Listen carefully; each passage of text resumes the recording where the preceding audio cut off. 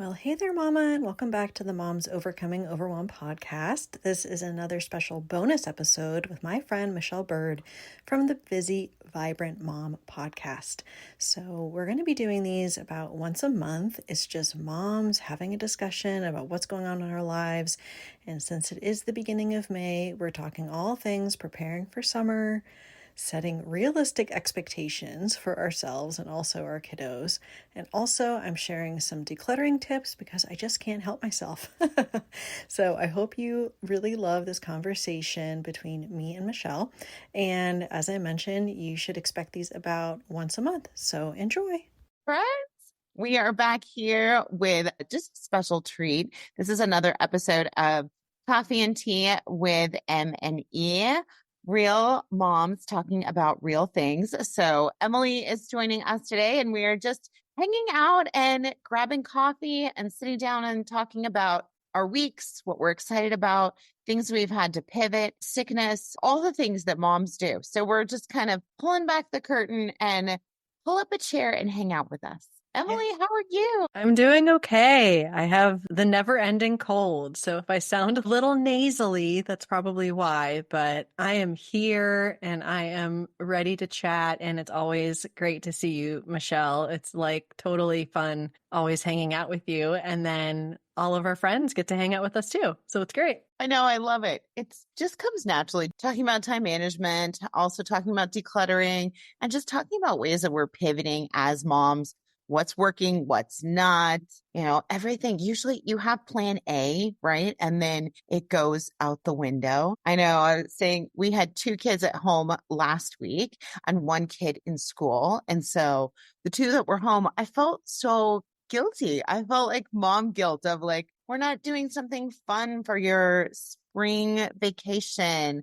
We should go somewhere. We should, at least take a day trip and go do something. But the other one had testing, map testing all week. And so the school was mandatory. Like, you have to be here. You can't miss a day.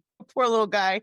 He didn't have much homework, which was good, but he is like really, into it all day. They were like long days where he's like doing testing all day long. And his brother and sister are like, let's stay up. It's only 9:30. The rest of us were like, the 3 of us, we have to work tomorrow. You people, you all can sleep till noon, but I have to work. Your dad has to work and your brother has to go to school. So we're not going to do a sleepover. It makes it so hard to have different schedules.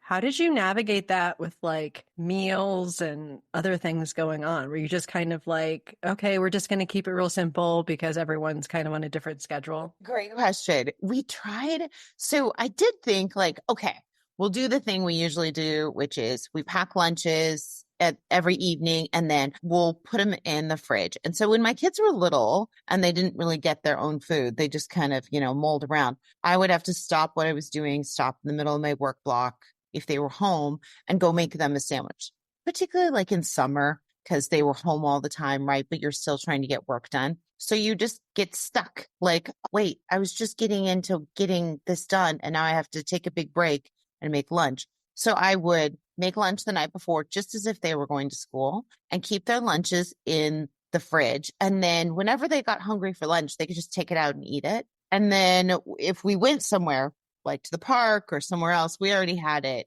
ready to go. So that was kind of the go-to plan. So I tried that, but the other 2 now, because they're older, they're teenagers, they can make their lunch on their own. They can get their food on their own. So they won't eat what's in their lunchbox if they make it the night before. They'll eat cereal because they'll wake up at noon or really 9, 10 o'clock. And then they read in their bed for like an hour, 2 or 3 hours, like however long they want. We're like, whatever. And then eventually when they get hungry, wander downstairs and just eat cereal. And that's like midday. So then halfway through the day, they're like, maybe they're hungry again, but they haven't really had any vegetables. They haven't had any protein. They're just eating cereal, and then they'll like wander back and eat more cereal. So they never would touch their lunch. So it was useless to like make them lunch. I will say though, you're giving me a good idea for the summer because my kids are becoming a little bit more independent, but it would be nice to prep some of those things in advance so that if I wanted to have like a little bit of working time, then they're not like, Mom, can you get me yogurt? Mom, can you get me this? And it's like, Right. oh, it's already in there ready for you. And I think that that would help me a lot because this summer we're doing something a little different in that they're doing like camp 1 week, home 1 week, travel 1 week. I didn't sign them up for like 7 different vacation Bible schools this year. Per their request, they're like, Mom, could we not do that? And then they end up going to like the same theme and then they know all the songs and everyone's like, why do you know the song? Why are Well, you my still mom, I here? know, why are you still here? So we're kind of mixing it up, but I feel like I'm just going to have to approach my work time a little bit differently because it's like feast and famine, And they are staying with my parents and in-laws for a week right after school is out. So I'm already preparing for that. Hopefully that my husband and I can spend a couple days away. But yeah, I think that for me, I tend to be very protective of like my work time. And so then if something is hijacking it, I tend to get really annoyed. So I'm trying proactively to kind of look at, okay, maybe the summer I'm not going to be able to work as much with clients. I might do what I did last summer with the podcast and kind of do some replays and that kind of thing, and just kind of anticipate that the working is going to be a little bit different for the summer. And then hopefully I can go all in the fall, which I'm very excited about to kind of go all in the business I think at that summer point. is just a different animal. I'm doing kind of group coaching, or we'll start doing like a group coaching round in April, and then it'll be till like mid-May. And I just wanted to do like 4 weeks to help moms like just really power through and get together what you're going to do over the summer, because it's just a different animal. You have all your schedules get thrown up in the air. It's like you put them all in a shoebox and then you juggle it and like toss it up. All of a sudden, everybody's home. So that's different. You don't have to drive places, but then your kids are constantly interrupting. Or as I said, you just get into like doing a work block and then they want food and you're like, wait, and you know that having to stop and then make everybody lunch is going to take another hour. So it's really tricky to kind of finagle everything. And also you're gone on vacation, you're hanging out with family. There's so much to summer. I feel like once I kind of get the rhythm of it, it changes and then we have to go back to fall. I agree. And I've just now kind of seen it, like you said, as its own thing and just changed my expectations on the front end and to be like, okay, these are kind of the big things that are happening. Some of these things I know that I have to plan for. Like we're going to the beach, we're going to the Outer Banks. The first time that my boys have been there, I went there all the time growing up. And I arranged for a family photographer because we're going to have my brother and sister-in-law and nephew from California. So we're going to be kind of like all together, which I'm very excited about. But now I have to be like, I know what I'm wearing, but like, what are the kids wearing? And kind of do a little bit of planning on the front end. And, like, do they have clothes that fit them? Like, I have no idea Right. for the Oh my God. summer. Clothes are totally different. Yeah, because it's kind of like that change out time now. And I have it pretty much down to a science, and especially having more like minimal wardrobes for them, it's a lot like easier to do. And the fact that they wear the same size and the fact that they're boys. And so they don't really care what they wear. So sometimes I put one shirt in one kid's room and the next time I put that shirt in the other kid's room and they don't even notice because it's like, whatever, just put on clothes and go about your day. So I've already been holding summer with kind of like this loose hand, being like, okay, that's going to be what it is. And then knowing that I can kind of think about and prepare for like the fall rhythms and what those are going to be, because I'm trying to be a little bit more proactive with my planning because I know I'm always happier when I am. When I'm like today, I was like, wow, I'm really glad that I went through the meal planning process yesterday so I could get my grocery pickup today so I can like have my life together for the week. But on a Sunday, sometimes the last thing I want to do is figure out what we're eating. But then I always feel better after I do. So it's like recognizing what rhythms and what prep work is going to help you the most, that has like the most return on investment in your time. And remember like future you, which is hard to do sometimes, especially because I haven't been feeling well. But I'm like, okay, future me is going to be really happy knowing what we're eating for the week. That we were just trying to meal plan and like, because we have Steven's parents are coming in this week and they have different dietary needs. And so we were trying to figure out, okay, what can we make that we're going to be gone this weekend? They're very sweet and letting us get away for the weekend and watching the kids. But then we're also trying to think, okay, what would make it easy that we can make beforehand, that then they can easily make and that they can actually eat because they have different restrictions. So, it's trying to figure out those things. And it's like, and what do we even have in the refrigerator? So we didn't finish that whole process of meal planning. So it still is a to-do item for today of like, oh, what do we got to get? Oh, we're running out of whatever. Who's going to stop at the market, or who's going to, when you're picking up a kid from school, can you stop or can you, so it is definitely feels like one more to-do task versus I know, as you said, when you get it done, like on Sunday and you're like, okay, this is what we're going to do. And everybody's kind of on the same level. And you're like, this is the stuff we need to defrost each day, or this is what we're going to, cook. And so-and-so has an activity on Tuesday or Thursday. Then, like what you're going to jump into. So I love that proactiveness and helping future you, because it's so true. You feel so much better if you can do a little bit of planning on Sunday, even though it's tough. Your week just feels better. Even just looking at what you have going on in the week, like what meetings do I have? What days are those? How's my work block going to kind of roll during the week?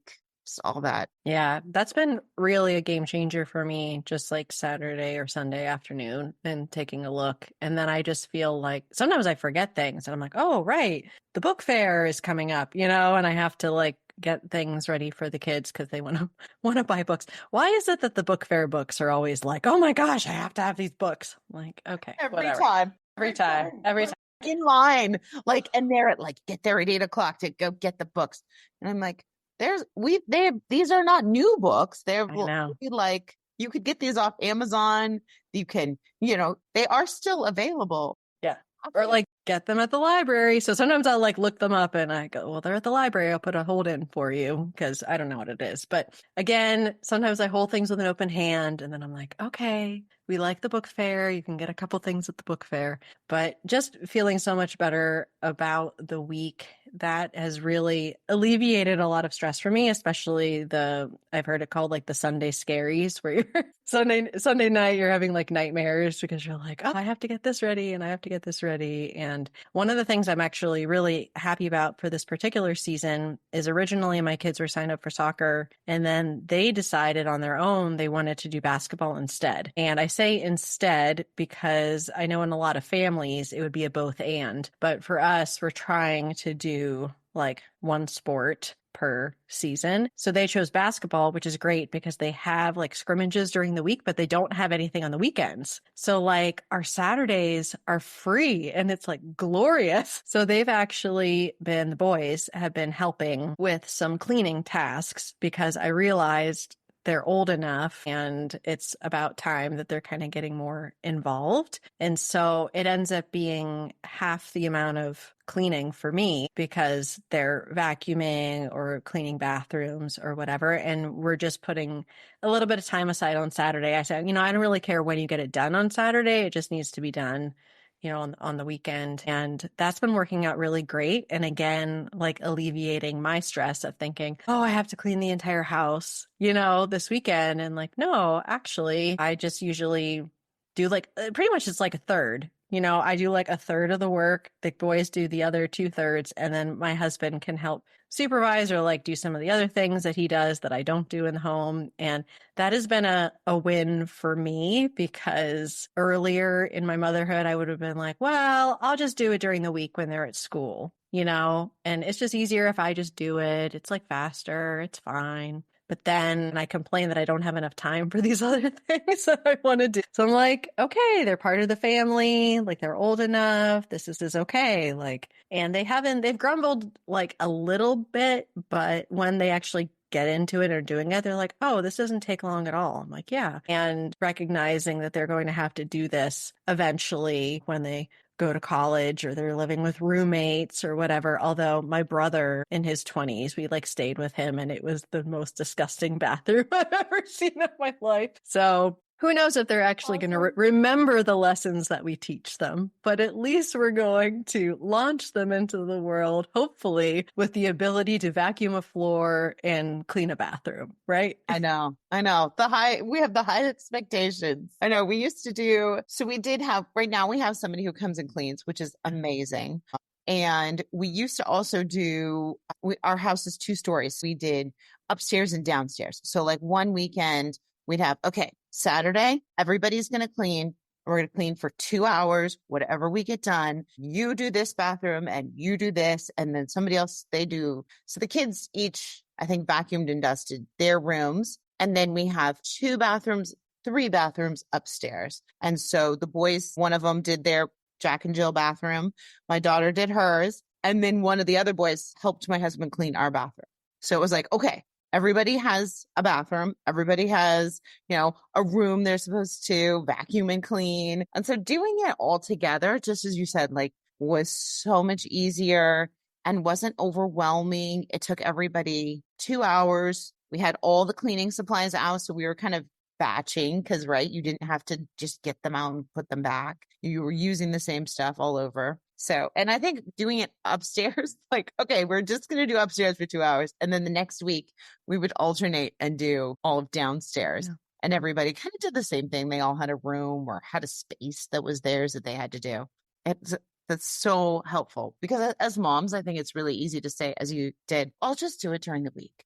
But then when do you get your work done? When do you get other things done, right? That you were like, oh, well, now I don't have time to go grocery shopping. Or now I was going to do 6 hours of work. Where am I going to fit that in? Because now my Monday I worked on cleaning and Tuesday I worked on laundry. Yeah. I mean, I've kind of sliced and diced it any number of ways, but I think the other thing is because I've had the never ending cold, I haven't felt like really up to doing normal amounts of stuff. And so I think it's important always when you're in either a busy season or like when you're ill or like kids are ill or whatever, that you sort of have your baseline or what I've heard called like your floor and your ceiling. So the floor being like, what is the minimum that is acceptable for me, like in my house to keep it running. And for me, that's like running the dishwasher every night. My husband unloads it in the morning, doing 1 load of laundry and having that cleaning, like the baseline cleaning on the weekend.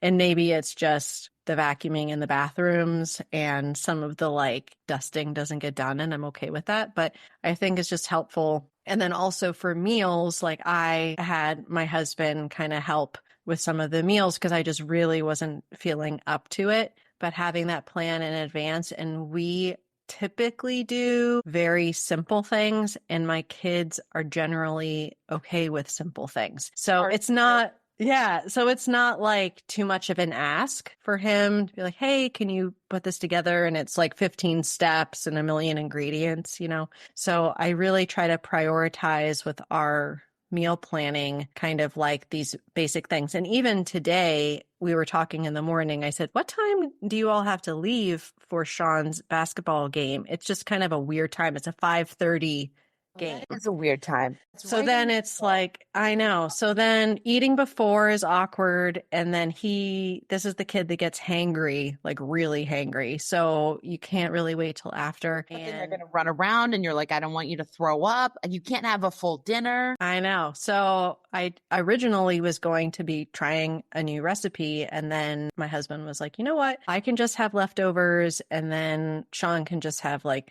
cereal or oatmeal or like breakfast for dinner type of thing, like something a little bit lighter.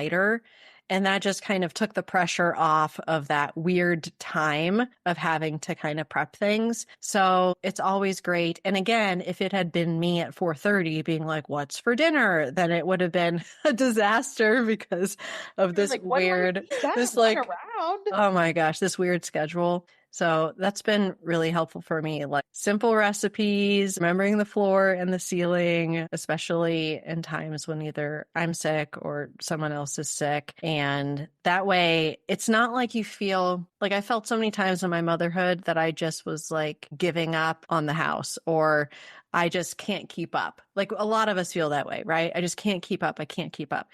But if you already have in mind what that floor and ceiling is, the floor is the baseline and anything above that is just like a bonus. And you don't have to feel bad that you're not like meeting these super high expectations for yourself. And that was really freeing for me when I finally realized that in my motherhood. And it's only been recent. It's probably only been within like the last year or something. I read the book How to Keep House While Drowning. It's by Casey Davis, I think. And she wrote about how taking care of your home, like these home care tasks, are morally neutral. Like you're not a good person or a good mom if you have an immaculate house, and you're not a bad mom or a bad person if you struggle, I with love cleaning that. or keeping your house.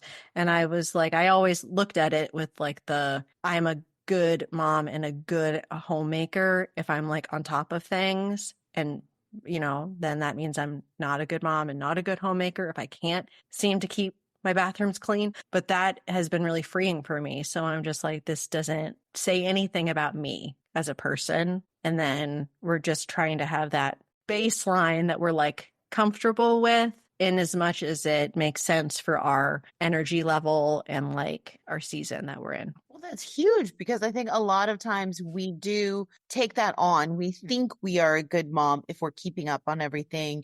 We think we're not a good mom. We're doing a bad job if we can't keep up with everything. And I don't know if it's just the messages that we hear from society all the time or just what we have grown up kind of believing, but that gets so ingrained and you don't even realize that it's ingrained or that you're thinking that way. I think that's huge to just realize if I didn't make my bed today or clean up the things on the floor, that doesn't necessarily mean that I'm a bad person. Yeah, I interviewed Dana K. White recently, and she had her book come out. Jesus Doesn't Care About Your Messy House. He Cares About Your Heart, I think is the name of it. But she writes in the book how the concept of cleanliness is next to godliness is nowhere in the Bible. And if you look at the Proverbs 31 woman, she has a lot of amazing qualities, but it doesn't say anything about the cleanliness of her house. Like there's nothing about that there. However, that's like you said, like the culture around what we have been told is that, oh, well, clean is good and having a dirty, messy house is bad. And what she mentioned in the book and what I've learned from a lot of the moms in my community, especially those that are that have ADHD, they're like, care about the house. Like the fact that my house is messy doesn't have anything to do with how much I care. It's more that my brain seeks novelty and things that are exciting and new. And the house does not qualify as something that is exciting or new to my brain. Yeah, Yeah. I found that really interesting, like this novelty factor. And so it isn't a matter of caring. So someone could come into their home and be like, well, obviously she doesn't care about the state of her house because it's a disaster. There's stuff all over the floor. But it's more that the brain is not registering that as something to be of interest. So these ladies I spoke to recently, they have this club like where they do body doubling, where you're actually like on Zoom or something like this, and you're actually doing the laundry at the same time because it makes it more interesting because you're like doing it with a friend. So your brain's like, ooh, novelty. I'm talking to Michelle while I'm And I'm doing my doing my laundry. laundry. And I'm doing my Laundry laundry. becomes So more exciting. yeah, I just thought that that was really interesting because my brain doesn't work that way, but I can understand how a lot of women who struggle with ADHD or like executive functioning things, they feel a lot of shame around the state of their home because me, even as a neurotypical or relatively organized person, I feel that way if it gets above sort of my threshold that I can deal with, like with the mess and the chaos. I just have found that really interesting, and it kind of has shifted my perspective as to how I think about my own home and quote unquote being on top of things, especially when it's in these seasons of being busy or crazy or people being sick and all that. Yeah, definitely. That's so interesting that they care for their home, but they just don't find it interesting. Their brain isn't thinking it's interesting enough to like, I'll pick up these things on the floor. It's kind of like, whatever. Oh, look at this over here. And then they get distracted. So interesting. Yeah, I love that. You would laugh because so talking about decluttering and things, I thought of you this weekend. My husband is the one who does all the cooking. And so some of the things in the kitchen, all the things, most of the things are his domain. So we have two drawers that pull out and they are full of spices. There's plenty of room for spices. And he doesn't use half the, maybe some of those spices. And they're chocked full of just stuff. And some of the spices have like opened or there's like, in the drawer, it's not as clean. And so he was like, oh yeah, I should clean these out. I should clean these out. And then finally this weekend, Saturday morning, he was like, I've had it. I'm cleaning the drawers. And so he opened them all. He was making breakfast because I asked him, oh, can you make me some eggs? So he's making breakfast and he was like, oh, I'm going to make bacon too. So he's making bacon, making eggs. And then he was like, these drawers. And he like got really annoyed at him. And so he went to go he was taking everything out. And so I handed him an extra garbage can and I gave him some like spray 409 type cleaner and stuff to like clean up. I was like, here's paper towels. Here's the stuff you need. And so he did a great job. He just took everything out of the cabinet and wiped it all down and then figured out what he wanted. And some of the spices in there were like, oh gosh, this is 2 years old. This is, this is gone. And he dumped stuff out and found like, what is this doing in there? There was like, an empty bottle or something. And so I was so happy, like finally went through it, but I had to kind of like let him do it on his time. Your husband voice is hilarious, by the way. I'm guessing he doesn't actually sound like that. It's like I'm going to go through the drawers now. That was funny. Definitely. But yeah, everyone kind of, and I think I learned this from Dana K. Waite too, like this concept of clutter threshold. Like everyone has this different level where it's just like, all right, that's it. Like I can't take this anymore. And spices are a funny thing because you don't like proactively think like, oh, I should go through this spices. And then when you do, you're like, oh my gosh, like how old is this? Or you put it upside down to try to shake it out and everything sticks, however old it is. And what I find too, I give this example a lot with like aspirational clutter. Sometimes spices can be aspirational clutter because you have sort of this like spice that you got for this specific recipe that you saw on Pinterest, but then you never have made that recipe. You probably have no intention of making the recipe, but then you think, well, I might make that recipe.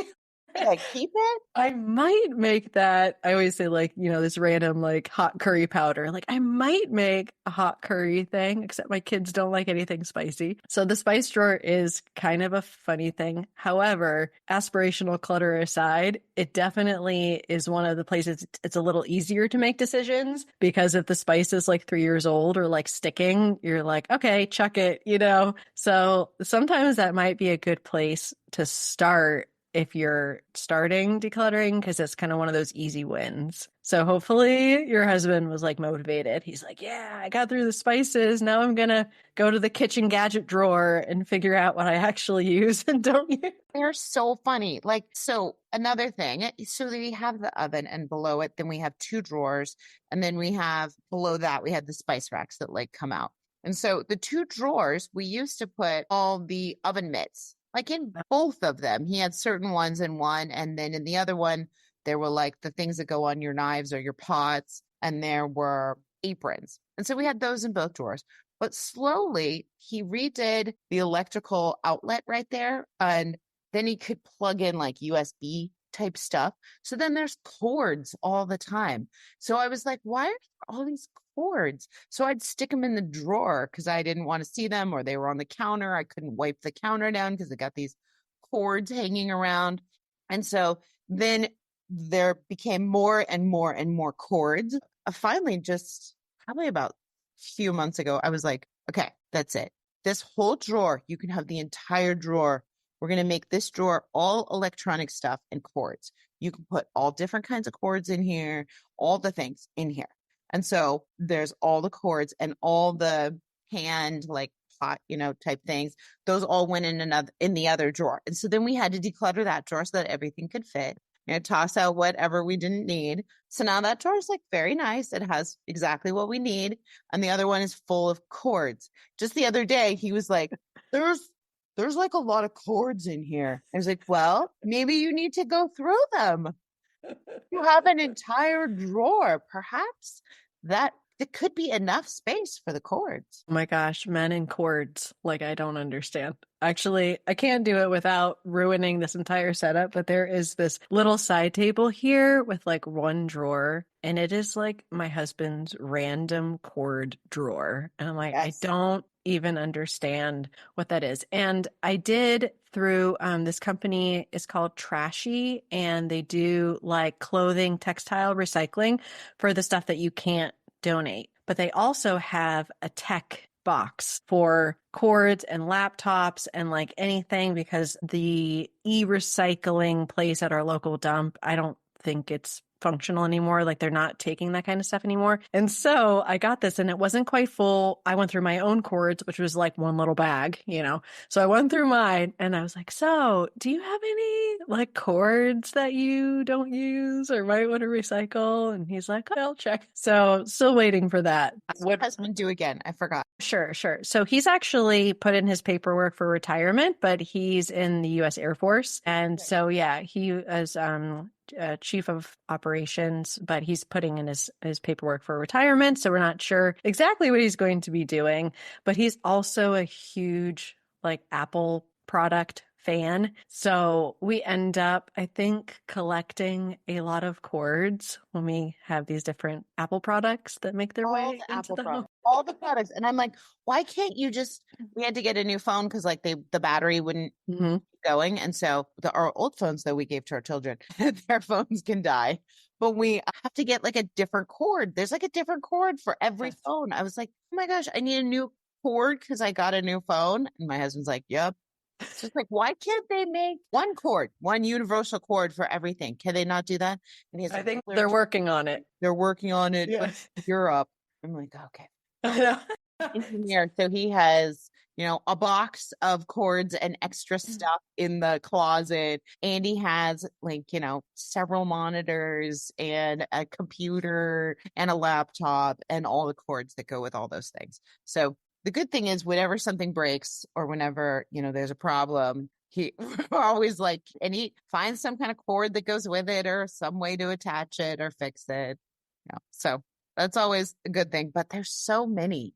After a while, when we're going through a closet or something, I just take out a big box and I'm like, here's a box of cords. Do these all still work? Can you go through these? Yeah. And I find when I work with clients, and you will always find cords, and then that always tends to go in like the husband's box of things to look through. But then I'm like, do they ever actually look through it? I don't think that they do. I think that it just goes to like the cord graveyard, and then, if they need something, they might look through it. And meanwhile, it's just so much tech waste. And I think that's part of the problem, like you said, until there is sort of like the universal cord, at least for phones, it's just like so many things that become obsolete. And then people are like not really sure what to do with it. But I'll let you know, I haven't sent in the stuff yet, but I do like Trashy for the clothing and the textile recycling. I think they take like clothing, shoes, and accessories and stuff. So, and it's really easy to like put it in the bag and go to the UPS store, and then you just send it on its way. But that's been working. Yeah, that's been working well for me. Because a box in the garage. Oh, okay. Like put all the electronic e-waste, and every once in a while we get a flyer in the mail that says like, "Oh, it's being picked up tomorrow at 6 a.m." So we like, who knew? But we have our box, and so then we just toss it out on the front. Maybe they'll take these things. Yeah, that's good though. That's like I've heard a lot of people, and I do this too, but just kind of having that donation box or boxes kind of like ongoing. And then if you kind of get like a heads up about, oh, or even for things for shredding. I have a shredder and we use it fairly often, but a lot of times with clients, there's like so much paper talking about like things that take a lot of time to go through. But a lot of times communities will have like shred events. So if you just search like shred events near me, then they'll actually like take all of that. I think typically either for free or it's a low cost. So if you have your like box of things to be shredded and you don't want to like buy your own shredder or take it to FedEx Kinko's or something, then you can kind of look out for the next community shred event. So there's a little Great tip idea. about paper. My husband used to take it to the office. We Oh, yeah. have like a whole box of like stuff that we went through. So every once in a while you go through files around like tax season or something, and we take them all out and figure out, oh, this whole pile is to shred. And so if it was too big, like you said, like you just hadn't gone through it in a while, then he would just take it to work and dump it in the shredder there. But often we just shred ours. Our kids love to shred stuff. So if there's an opportunity to shred things like a big box of stuff, we'll give it to them. But then the shredder will overheat. Yes. Is it too much? So we had to like be careful, be kind to the shredder so that it still works. We're on our second one. I think we've already broken. Yeah, there is something. I think for kids that are really young, you have to be careful for their fingers. But generally speaking, my kids always love that too. They're like, "Do you need anything to be shredded, Mom?" Let me look at the mail. I know. They just like, that's something, talking about things kids can help with. A lot of them will enjoy shredding things. There's just something kind of satisfying about doing that, I think. Right. If you have a box, if you've gone through your files and then you just throw everything in like a box that needs to be shredded, and they can at some point shred it. The only problem is if that box sits around for too long or nobody gets around to actually shredding it, then it's still clutter and stuff Right. like around. Yeah. We have a big event coming up that I'm super excited about. So it's a neighbor who does this huge swap. You would love it. So they take everything except I think underwear or lingerie. They don't take that, but they take clothes, they take household goods, toys, kitchen stuff, kids' clothes, any kind of decorative stuff. So I kind of gear up, and all throughout the year, I'm always like putting stuff in boxes. And so we have tons of extra boxes in our garage that we have to kind of squeak past to like get into the kitchen. But I'm super excited because at the end of this month is this big like swap meet where you can bring anything. And so I'm like, this weekend we can't do it, but next weekend we're going to start decluttering and we'll just like look around. We're pretty good, but like there's always something that you're like, oh, I haven't used this or I haven't worn this or the kids never play with this. So Yeah. Find some things. Yeah, I was working with a client who was trying to prep things for a yard sale. And normally, unless you have like a lot of kind of nice quality stuff, it's usually not worth the time to like put everything together. But people don't always want to hear that. So, and she's very sweet and she's a widow. So this is where her late husband stuff. And so there was some stuff that was pretty nice. You never know who's going to show up. So I'm kind of like, okay, we can give it a try. Well, it wasn't as successful as she thought. And part of it was kind of knowing how to advertise for something like that can be kind of tough depending on where you live. And I passed by a couple different churches that are having rummage sales. And I was thinking, oh, if you have like a swap, like you were saying, like a community swap, or maybe like a community based thing where the advertising is done for you. So in the case of like the church rummage sale, if you can contact the church and see if you're not a member, if you could participate, but people are going to show up because it's being advertised. Whereas it's a little harder when you're doing your own thing. Like you put up signs or like do Facebook Marketplace or Nextdoor or some of these things, but it's harder to get the word out. So I like that idea of instead of kind of doing your own yard sale, kind of like or garage sale, keeping your eyes open for some of these community events. If you want to maybe not just donate everything or you want something like an alternative option. So that's really great. That's great because you kind of have something in mind for it and then you can kind of like gather things in advance for that. Yeah. So that's really great. Really fun. And it feels, her poor husband, but it takes over her entire house. Like Yeah. outside, they have a huge deck and a pool. It's like, and they sort things now for like a week. They're sorting stuff and putting things out, and people can donate and drop stuff off for like a week.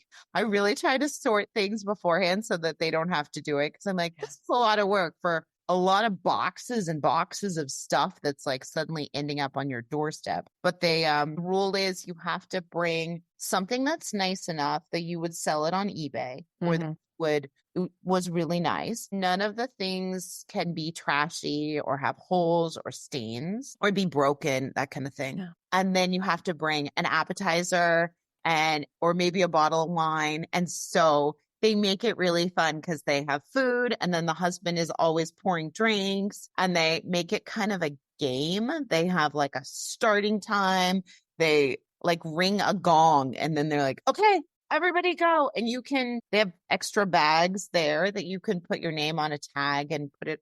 And so you can go and collect things that you might use or might want. And so you can take a whole bag of stuff home that like maybe you want. Or if you just want to donate stuff, you just donate stuff. Yeah. And I've done things like with friends, like clothing swaps. I haven't done one recently, but it was great because, you can swap and like see if there's anything that you like, your size. And then the hostess, she was donating the rest, when we were all done. I feel like she might have done ThreadUp, but regardless, it's kind of good because you don't feel like this obligation necessarily that you have to take things if it's not your style or whatever. But that's really great. And then it's kind of like a fun event. And then you're building community like as you do that. So I really love that idea. Over the years, she's like, oh, now you can bring your kids. So if you bring your teenagers, specifically teenage girls, really, because the boys don't care.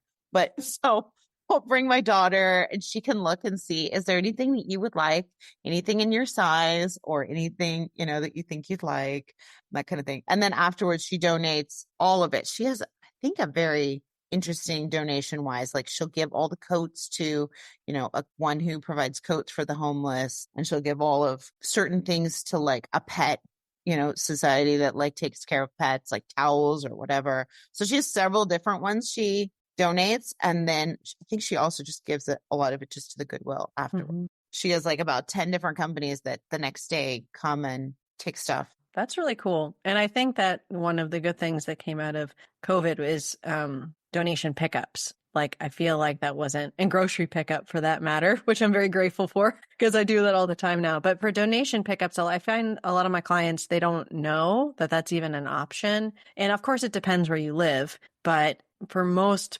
people in like semi-urban areas, there's donation pickup options. And to just have that so you don't have to figure out, especially for some of these like bigger things, like, oh my gosh, how am I going to get this in my car? And like, where's the closest donation center to me? And you don't have to kind of figure that all out. So that's something that has been really helpful to kind of alleviate that. What am I going to do? What am I going to do with it? Because I feel like that's where a lot of people end up getting stuck. But if you know that there's an event coming up, like what you're talking about, or you want to have like a weekly donation and you just put in, okay, I know that like Friday afternoon at 2:00, they're going to come pick this up. So I need to at least do some decluttering during the week. It just kind of gives you that deadline and that incentive to do that. And I'm all about that because otherwise, in my case, if I don't have a deadline, things just kind of sit. The deadlines do help. And then also, as you're saying, like just to have a box in the garage of like stuff to donate. And then when you see a church rummage sale, to just drive by like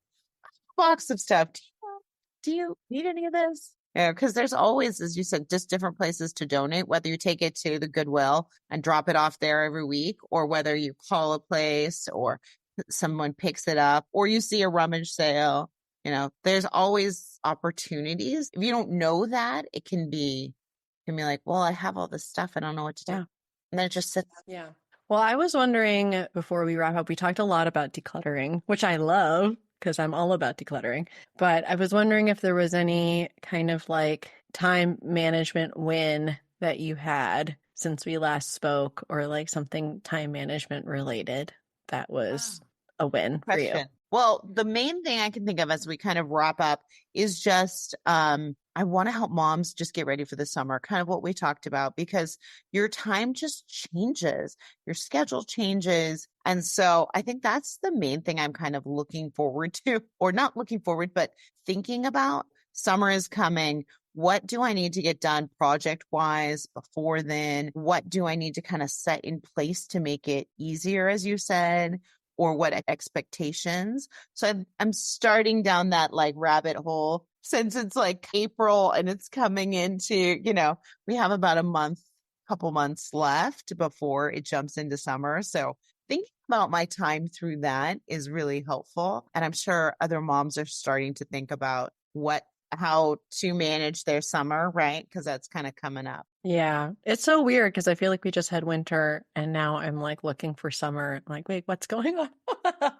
Yeah, I have one little tip to share. This has been a real game changer for me. It's actually an email related tip. So a lot of times I send out, emails and then you're expecting a reply before you can kind of move forward with something, whether it be for a client or something personal. And I learned this in a book that I read where you have the labels in Gmail where you can label emails. And the person recommended using a waiting label. And that means that you're waiting for a reply or waiting for the person to get back to you with something. So anytime that's the case, then instead of me having to go through my sent emails and being like, did they respond to me? Or like sometimes you get kind of reminded by Gmail, but I find like that's not consistent. So I've just put a waiting label on it. And then once every 2 to 3 days, I just kind of look to see like, oh, am I still waiting to hear back from this person? Do I need to follow up? Like maybe it's a podcast interview coming up and we haven't like figured out what we're talking about or something like that. So it's just been a good like tickler system for me to be able to remember to get back in touch with that person, figure out kind of what the next steps are, because otherwise it's like out of my brain. Now, I haven't done the label. I've done like flags Mm-hmm. for marking that it's urgent. And now if you do the waiting one and you have sent an email, does it show up in your inbox or in the sent? It's in sent, but then also below you'll see all of your like labels. So then if you just click on the waiting label, it would be anything, regardless of whether it's sent or inbox, that you have designated as being waiting, that you're waiting for a response. Maybe once a week or whatever to look up your waiting or checked that. Or maybe every day it's at the end of the day, you kind of check which tags are the ones that I've sent as waiting. Yeah, it's helped me a lot because I usually try to keep my inbox to like a relative minimum, but then a lot of times it's like what I need to do, And so it's not so much that, oh, this person needs to respond to me and I sent that email like 4 days ago. So that's been helpful for me, especially when it comes to clients, because I still do some poetry work. So I send like questions for people to answer. And it's always immediate because they need some time. And then I'm like, wait a minute, they need this poem in like a week and I don't have anything from them. And so that's like a good reminder for me to get back in touch with them. But that's just helped me a lot with like the mental load of tasks that are happening over email, I guess. Email is a tricky one. I need to do like a whole episode on it because it makes you think. You can go back to several emails and then you're trying to figure out what it is. But the idea would be that you touch an email once, just like a piece of paper, like you're finishing a task with it so that it doesn't pile up. You don't have to go back and look at, did I get this information from this person or what is happening with this? But they can easily be kind of out of hand and then grow so large. You just are overwhelmed. Yeah. So I just spoke to someone you might want to have on the show. His name is Sean Lemon and it's called The Digital Organizer is his company. But he talked about this concept of declaring email bankruptcy and like anything prior to 30 days ago, you just archive and like get it out of the way.